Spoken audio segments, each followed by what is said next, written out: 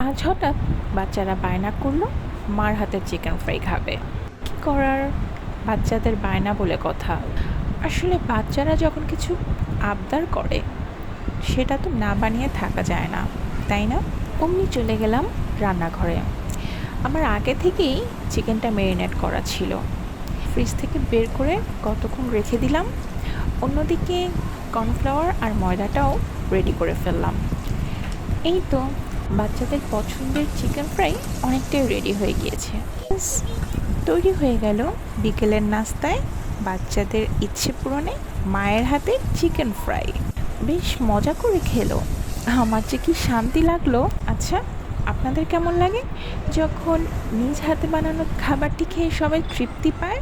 আমি আমার সাধ্যমতো চেষ্টা করি যেন নিজের হাতে বানানো খাবারটি বাচ্চাদের দিতে পারি, তাহলে বাইরের খাবারটি থেকে অনেকটাই বিরত রাখতে পারি ওদের।